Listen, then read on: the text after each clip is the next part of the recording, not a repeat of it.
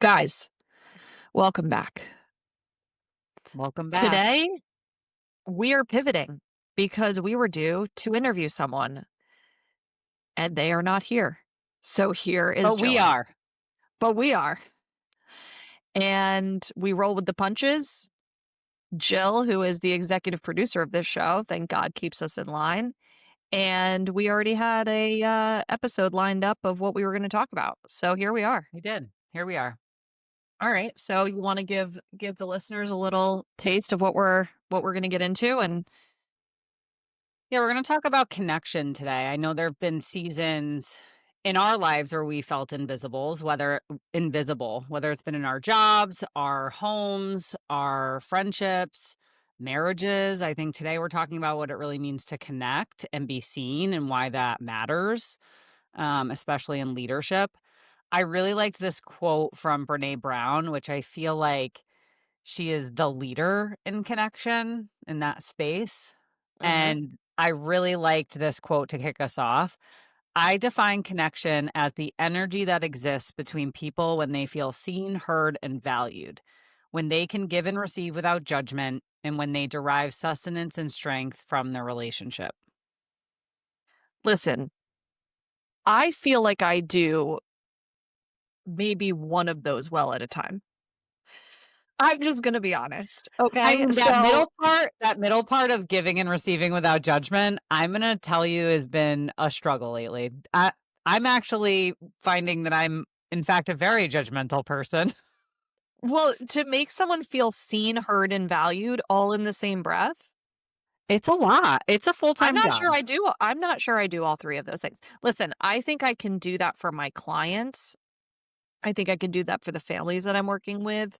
I think when there's more emotional attachment or motive or attachment to the outcome, that's when it's harder to acknowledge people and make sure that they feel seen, heard, and valued. Because the reality is, at least for me, is that there is a goal of which I am trying to get to.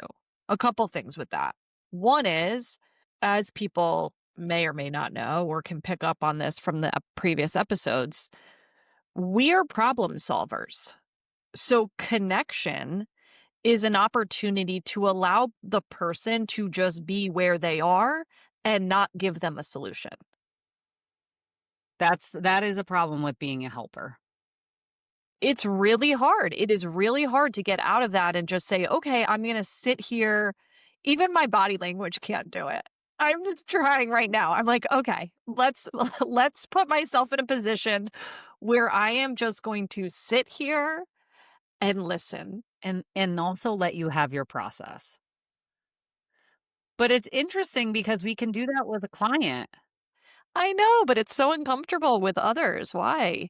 You know I what? feel like I you know did what's helping me that with that though is kids, because I do feel like I'll get on the floor with my son. I did this morning. He's starting to use bad language, bad words. I don't know what the right path is on this, so anyone who wants to write in and give me some tips, I am open, okay? Because you hear we one. just have to teach them that you only use those words in the house. Yeah, but if he tells me to shut up, I'm gonna beat his ass. Oh, no, no, we don't say that to each other, but, like, if they, like, hit their hand on something and they're like, "Oh, shit," it's like, "Well, mommy probably has said that a few times, like, I get it." Right, but he picked up the word "shut up," okay? So Oh, let's just no, be clear. that's disrespectful, we're not telling anyone to shut up. That's a Right, no-go. exactly. If So you're I dropping an sat F-bomb every now and then, kinda respect it because same. fine, but if I'm sitting, so what I've tried to do when we talk about connection and energy that exists between people, and I really do love the quote from Brene, is that I have been sitting on the ground with him. First of all, telling him he can't say it, redirecting the behavior. Potentially, there needs to be a timeout of sorts. Then sitting with him and really saying, like, what are you frustrated by? Or what are you struggling with? Or what is it that you're trying to say to mom? Right. And so there is this opportunity for me to just be, because he can't articulate the things like an adult. Right. So there is this Mhm. natural ability to slow down, look at his body language, hear him what he's trying to say, what he's saying with his body language, etc. So I'm learning. I will tell you it's still really hard. It's still hard. Well, I also think there's a difference between I'm just thinking of the times when I feel seen, heard, and valued, and they are different. However, there is a difference between someone noticing you and being known, like somebody knowing you, somebody understanding where you're coming from, feeling seen. Being noticed and feeling seen, I think, is totally a nuanced conversation too. Yeah, 100%. I think feeling seen is that people understand your deficits, your And strengths, get your you. vulnerabilities. Yeah. People being seen or being noticed is, "Oh, I've observed that person. We've been in community with one another a few times, but I don't know anything about them. I notice them because they're a familiar Yeah. face, but it doesn't mean that I actually have any sort of understanding of them." But I will say that sometimes you can get tripped up and think you know that person, right? Because you hear other people share bits and pieces about that person's life. And then it and then you that's where the judgment comes in. That's where you start to feel like you're passing judgment on somebody that you truly do not know. In relationships, that's why the people closest to us have the ability to hurt us so much, I think, because being seen, so somebody, it's almost like, one, I think we take people for granted, right? Like, you should know better than I need support in this way. Like, there's a lack of communication there. But I also think we put this, I don't know, we put our perception of other people's abilities on them. Like, I know you can do this. And so this is what you should be doing, when really that's a judgment. It's like we we're not really seeing why they're not doing something we want them to be doing. Does that make Mhm, sense? mhm. Yeah, And it's I mean, harder when it's a spouse, a close friend, a a colleague. sibling, a parent. Mhm, mhm. Someone you're trying to that you supervise, you're trying to raise them up. Maybe that's not where they wanna be. Yeah, it's like, is this your projection or is it their stuff? I can Like, tell you right now, it's a lot of our projections. yeah, which goes back to the giving and receiving without judgment, because again, when I say I'm a judgmental person, it's because, yeah, being a problem solver and a helper, the downside to that is, I think there is a part of me that's always analyzing how people can do things better in my mind, Of right? course. And Yeah. and so, as a therapist though, and as a when I have clients sitting in front of me, I have no problem letting them figure that out and going on that journey, right? Yeah, I because you're can not just tied to the outcome. Yes, but when it's involved with us personally, it's like, "Oh, Yeah, okay, you're tied now to the outcome. I'm sharing my judgments now." Yeah, because you want something, again, I think it goes back to that fear of what you're gonna lose or fear of what you're not gonna get, right? That kind of Mhm. really it really steers our Our decision actions on making. a daily basis. Yeah. Yeah. This whole connection thing has come up more. You mentioned parenthood, but I think once somebody becomes a parent, it Mhm. becomes more important on a different level. I also we've had many conversations. Once you bring a child into a marriage or relationship, that relationship and that connection changes, right? Because now there's this whole other human being that requires our attention, and there's Mhm. increased stress, there's hormones, there's already the obligations we were already doing, right? And it's Yep. like finding our new equilibrium. Why do you think women report feeling unseen in motherhood? Well, I think that we have a really good stat here that we're able to kind of share. So, the University of Bath did a study saying mothers take on 71% of household mental load tasks, including planning, scheduling, and organizing, while fathers manage 45%. So, the imbalance often leads to stress, burnout, and strain on women's careers and relationships. I think that's the most objective perspective.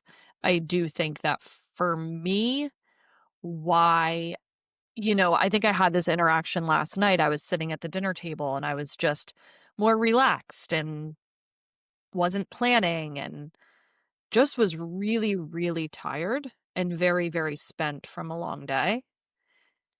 And because I wasn't elevated and operating at that higher level and that higher functioning of Your these things perfection need to get planner done, mode. my perfectionism, my planning.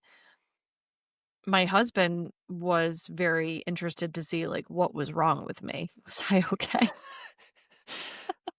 You And good, bro? so I feel oddly enough, I think I feel a little bit more seen when I'm not operating in that space, and when I am operating in that space, that feels to be the norm for a lot of people in my life, right? So, I don't know, it was just an interesting takeaway, and I said something. I said, "Hey, can I just, like, not be functioning at that rate?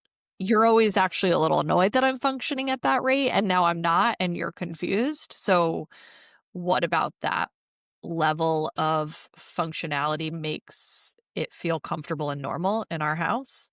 So, again, there's these dances of how do you restore? How do you function at that rate? How do you make sure that there is that downtime? And I think that you had shared that a couple episodes back, which was your kids need to visually see you rest, right? So, Well, when we talk about connection, especially in a marriage, I know that I've definitely had conversations with my husband where he's like, "Can you just relax?" And no, there are certain things that have to be done in see, order that's for my me to response. relax because That's my response. but Yeah. it goes back to this study, right? We are carrying a mental load. There's been plenty of this is just one of the studies. I've seen these over the past couple of years. When we talk about the mental load, it's the planning the grocery list for the meals that are gonna be made that week, planning the meals that we're gonna eat, planning the travel if there's travel plans for the family, packing up the family if we're going somewhere, making sure all the doctor's appointments are made, making sure that everyone's on their schedule for, what they need in their bags packed, what permission slips, who has to be where, who the childcare. I mean, I can go on and on and on about all of the tasks that beyond running the businesses that I run, Mhm. I'm also running the business of my household, which is Mhm. all these tasks. Now I have a fantastic, he would call himself an anomaly husband who does a lot of household tasks. However, the organization and like the strategic planning of the family and who has to be where and what has to be done is directed by me still. Like I hold the bag on that. We talked about like the stupid camp paperwork. It's like I mean, these are the things that will really drive me insane because if I'm not on top of it, no one else is doing it. You So, would have been I vital need in my certain jury things duty escapade. yeah, I need certain things to be done in order to relax, and when you talk about connection, women and men connect very differently. Yeah, let's talk about it. Men can put aside whatever stress of the day, and if we're talking about physical intimacy and connection, which I think a lot of men intimacy equals physical connection, I think, which it doesn't always, there's many other forms of intimacy, but that can happen no matter what else is going on in their lives. There can be sex. Connection in terms of women starts with the emotional connection, checking in with how I'm doing. You're noticing I'm stressed. Are you asking why maybe I'm in this mood? Are you curious to know what's going on behind the scenes of why I'm maybe not operating at my highest right now? Or are we just, what's wrong? It's like, maybe nothing's wrong, but there's a lot going on Yeah. that I'm maybe just Yeah. processing or yeah, it's just definitely been a dance in our household of one, me communicating what my needs are. I think a lot of times it's thinking that people know what we need, especially spouses who we've been with for a long time. We Yeah. expect that they just know. Yeah, higher expectations. Yeah. Basically the roadmap to being let down. I also think that, social media, phones, you know, connection with other people. When we talk about marriages, and I've said this before, it's like I have connection with other people outside of my spouse that are equally as important as my marriage. And what I mean by that is different forms of connection give me different things. That just for me. Well, I think that could be a topic in and of itself, right? Where do we get filled up outside of work, outside of our marriage, outside of our children, right? So where are you going Yeah, you for can't have those it all just different be in levels one of bucket. connection? Yeah, No. it's not And if because you all and these. yeah, there's a dependence that you are also putting on that person to fulfill a lot of areas of your life, which essentially they can't fulfill, and it just really fosters It's an just it imbalance. actually yeah, well, I think it actually fosters disconnection to be honest, putting all your eggs into that one basket to try to have them fulfill all your needs, and it's an unrealistic expectation, you know? Yeah. Going back to phones and social media, though, I know a recent study showed that Gen Z, only 38% find in-person interactions, or it says that 38% find in-person interactions boring. So that means that I can't do math that fast, I'm gonna be honest with you. Sev But almost 62. 40%. Is it 62, 62? there we go, you're the math major. So No, I'm not. 62, but that to me is startling. It's like, so you'd rather be on your phone than be in person. We see this with young people. I mean, I don't know if you've seen this out in public, but you see like a group of young people hanging out and they're just all on their phones. Even our age. You go to a dinner and everyone's on their phones. It's like, why are we here? What are we doing? It is such a charged topic a lot of the time, I think, for me, because there is this level of me having a double standard at times where if I'm on my phone, that's appropriate. If you're on your phone, It's not. Get it's off your phone. I'm sorry. Are you working while we're supposed to be eating dinner? Meanwhile, you did the same thing last night. yes. Oh, totally. We get into some harsh arguments about the phone. So, But it I is think but it definitely is another layer to the connection conversation because what's happening is this artificial connection, especially social media. When you're looking at what other people are doing in their lives, it's artificial because you think, "Oh, I know I'm keeping in touch with people. I know what's going on." That's a highlight reel. You're not I really don't feel connecting that with. way. I definitely don't feel that way. If I'm seeing something on social media that's for my own entertainment, typically it's not even people that I know. No, I that's how I use social. Correct, but I'm just saying people in general. Yeah. Y I think it's creating this false sense of connection for a lot of people, especially younger people, because they feel like, "Oh, I'm connected," and a lot you're not, though. You're having these, like, these very artificial communications with people online that you may or may not even know. Well, listen, I think we could do a total, another full episode, maybe with my business partner, to talk about the implications of AI and the people who are having relationships with ChatGPT, because that is a thing. And I know people are going to listen to this and think I'm totally insane, but look up some articles. There was just an article in the New York Times about a young adolescent The guy boy that who took committed his suicide. life. Yeah. Oh, yeah.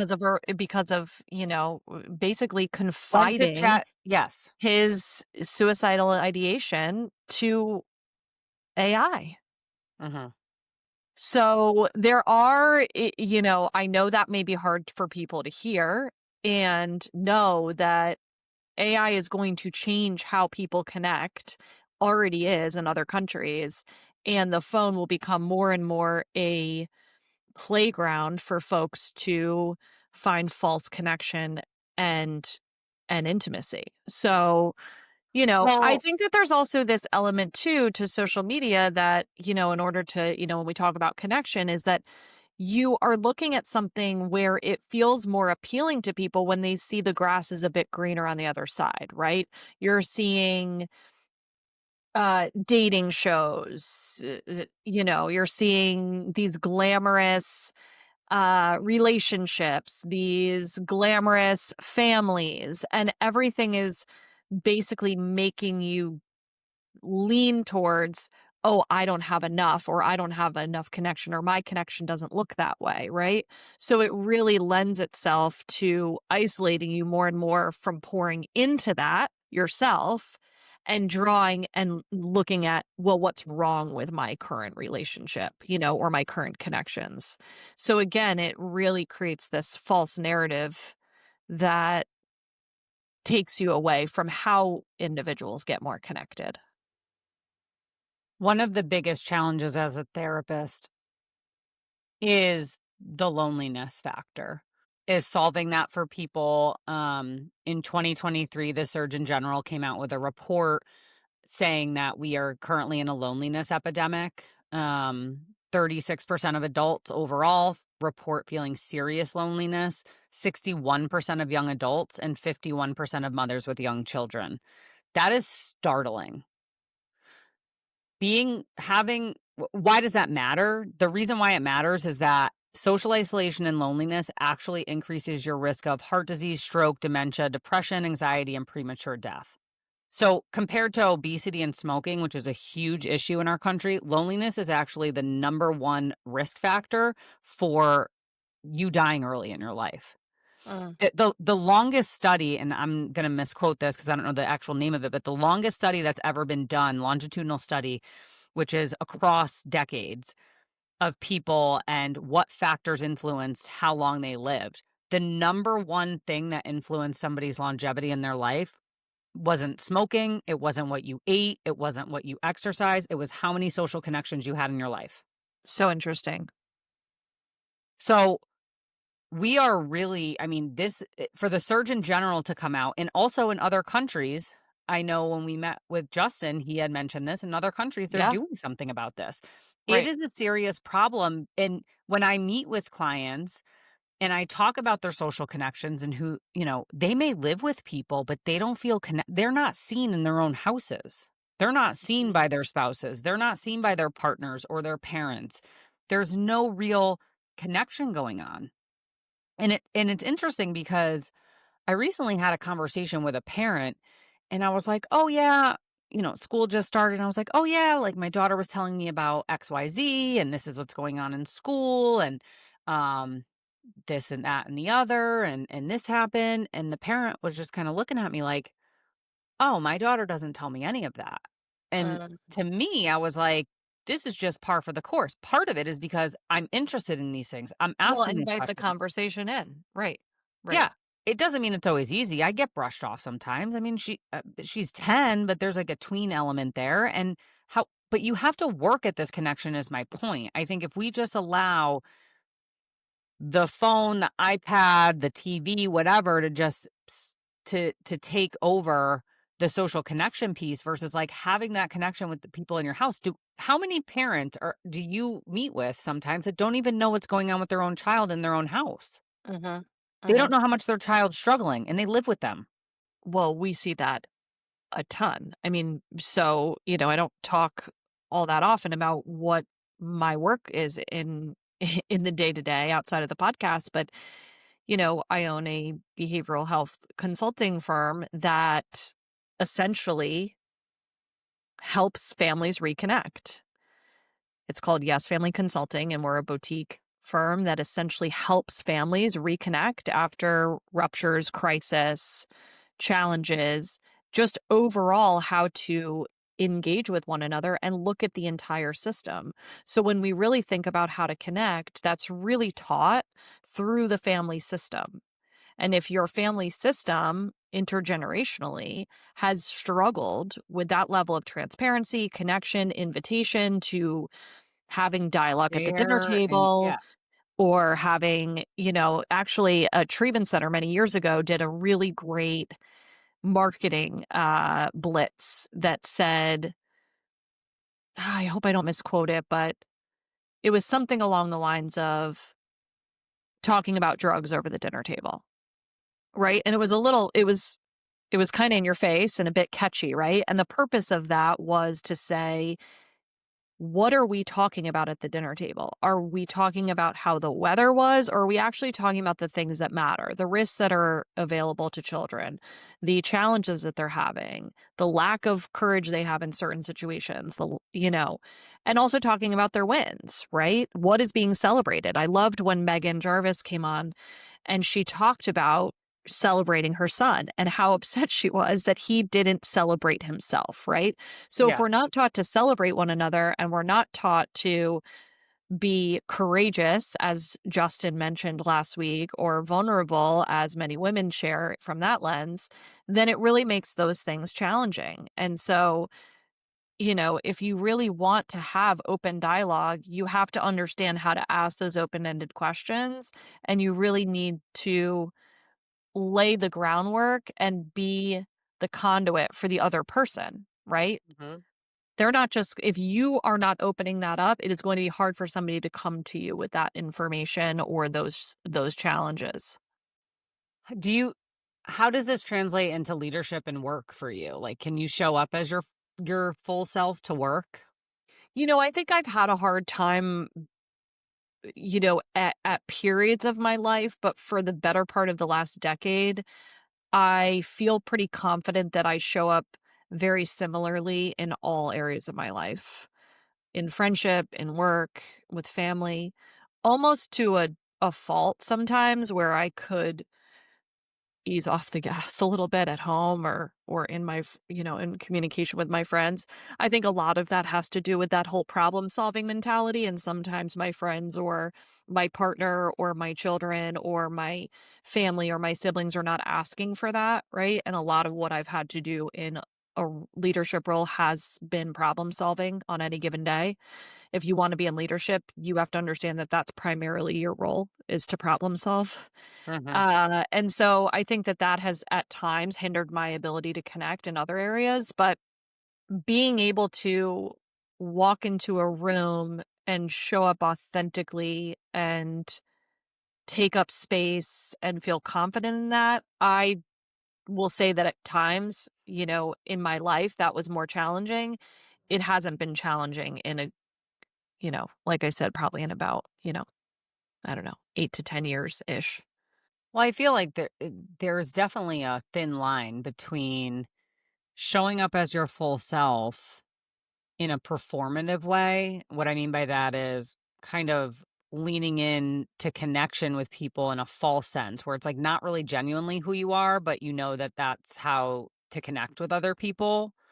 I mean, I think like sometimes in I don't know, I think certain roles, certain people are just better at this where they can just like connect easily with people, but it's almost like I don't know, part of it I want to say is like a performance. Like you're not really interested in what's in connecting with this person beyond whatever the you're getting out of the relationship. Like that's I think Yes. that's the difference between like genuine friends and work friends or acquaintances.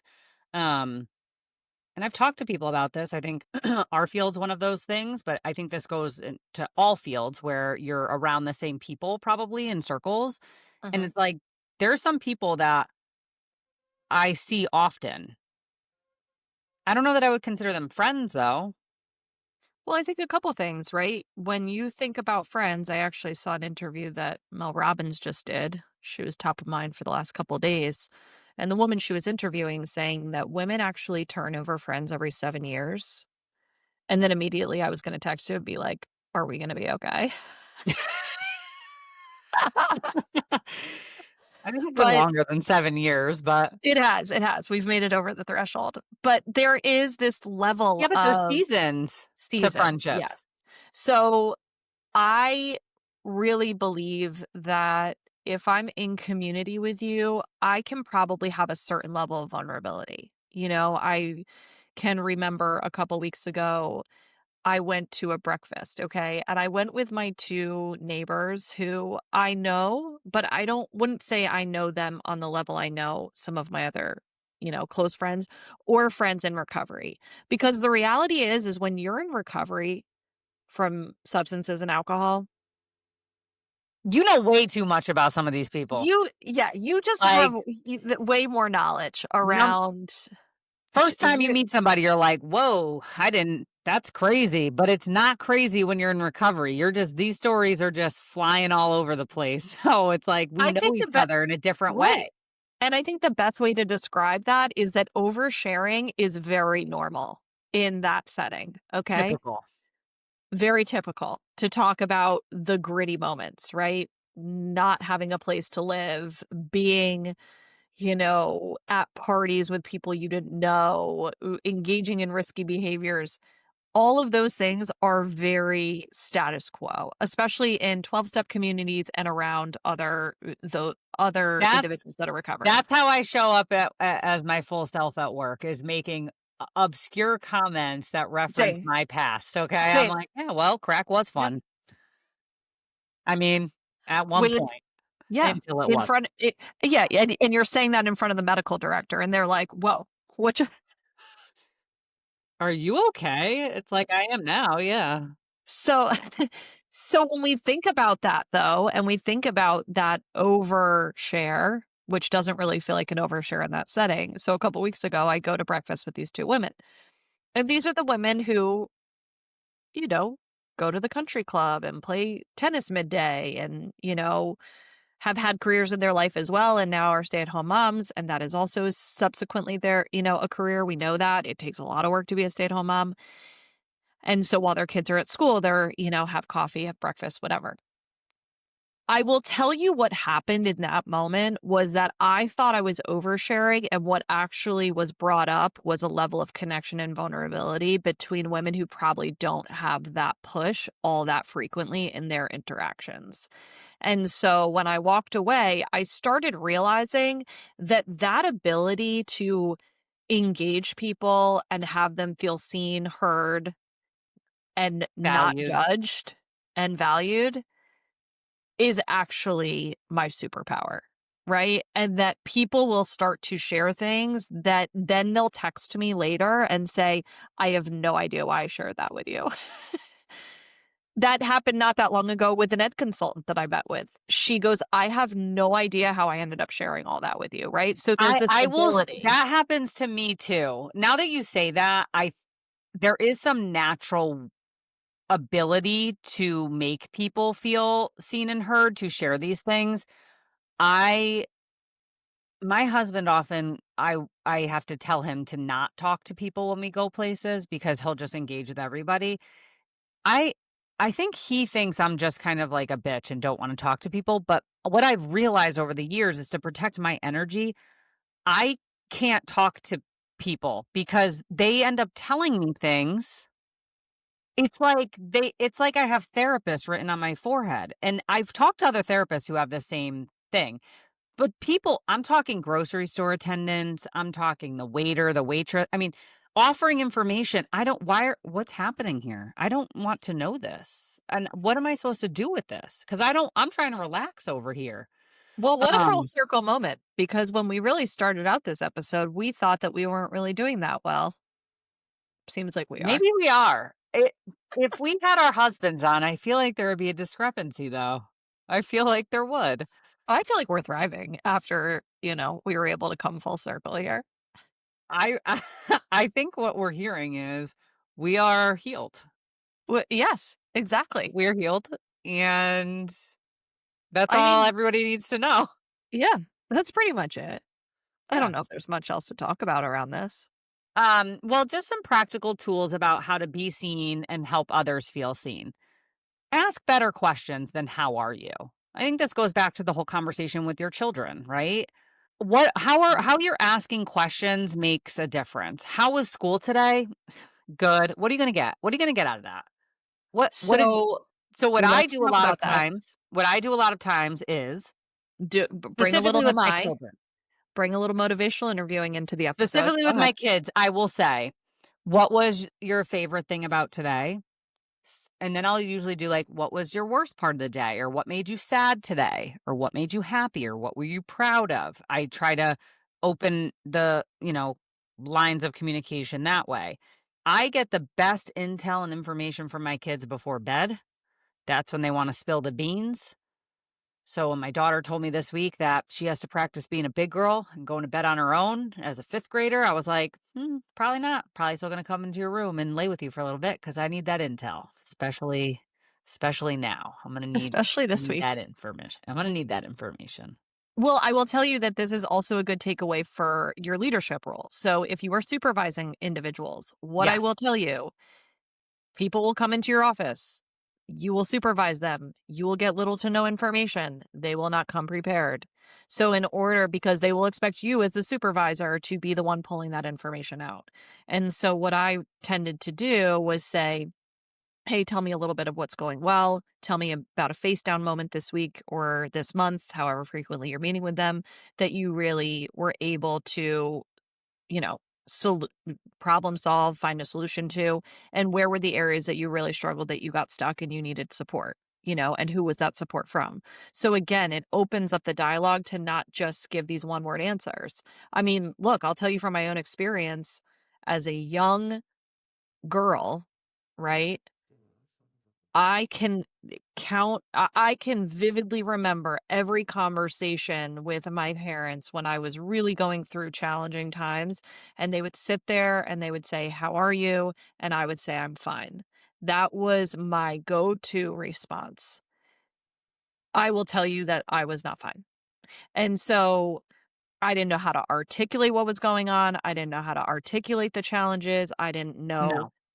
I I didn't have needed the you need confidence to somebody say it. else Yeah. to say it, Yeah. to help And that's you. not just as a kid. That's not just as a kid, right? There are people who still don't know how to do that in their adult life, right?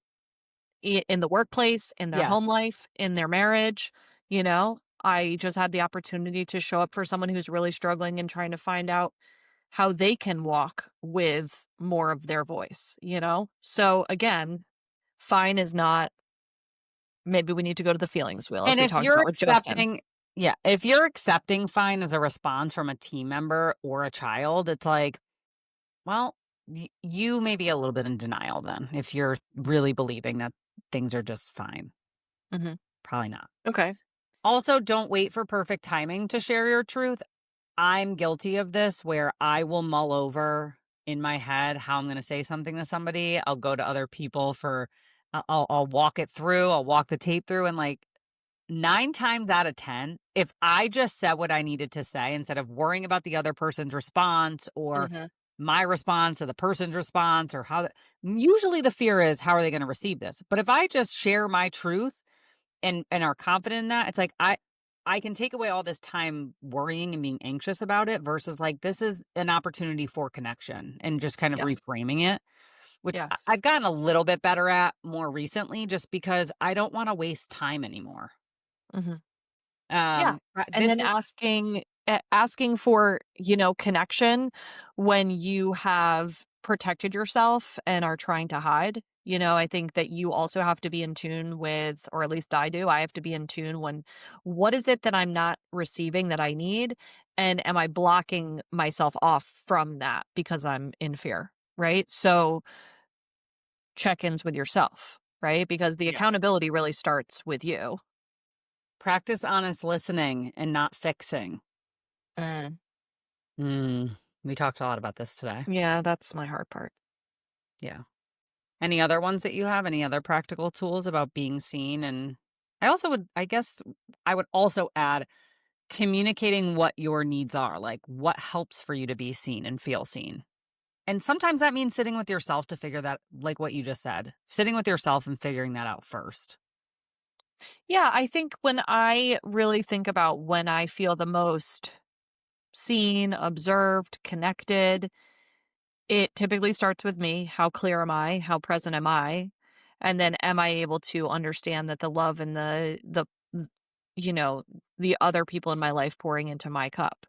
Because a lot of that can be lost if I'm not aware, if I'm not paying attention, right? So Mhm. again, I think it kind of goes back to if I stay in the victim mentality of people don't see me, I don't feel connected, I don't feel heard, that's a me problem because I have not Are you shared that. communicating that? Yeah, I have not shared that. So I think when I feel truly seen, it's really when I'm more content, clear, and grounded in my own values, in my own purpose, and my own observations.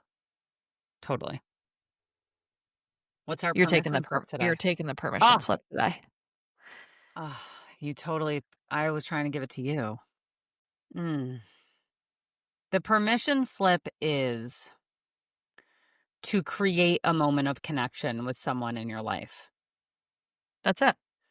So, whether that's a child, a spouse, a coworker, maybe it's someone that you want to take the relationship from an acquaintance to a friend, like create a moment of connection, Uh-huh. which really means, yeah, some vulnerability and putting yourself out there and maybe saying, like, hey, I'd like to be friends. Do you want to go grab coffee? Do you want to that?